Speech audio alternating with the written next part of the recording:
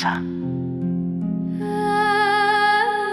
daha sonra aynı şey seni üzecektir.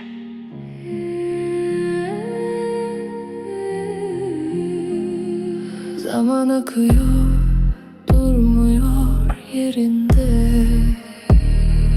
Bitmeyen bir açlık var içimde. Gözüm saatte, adımlarım dar. Sanki asırlar geçti o ana kadar. Zil çaldı nihayet, kalbim bir kuş. Kapıya koştum, her yanım gümüş. Mumları yaktım, perdede bir düş. Bu gece huzura muazzam bir dönüş.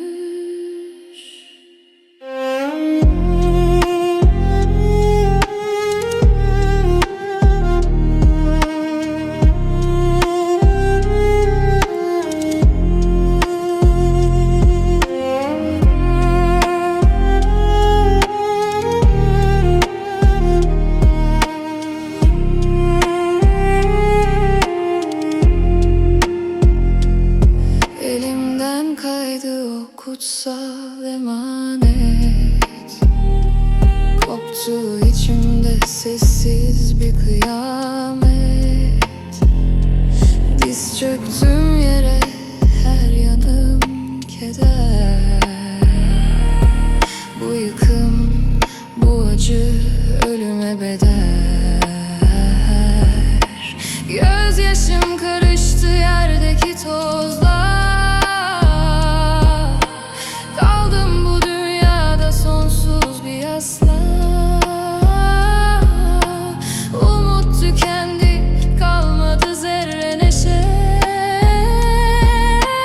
Karanlık çöktü her bir köşeye.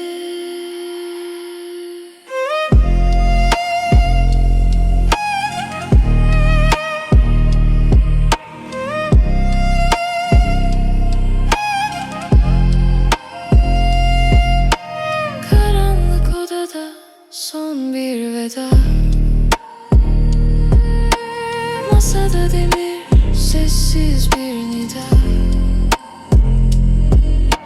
Kalemi bıraktım, bitti her söz.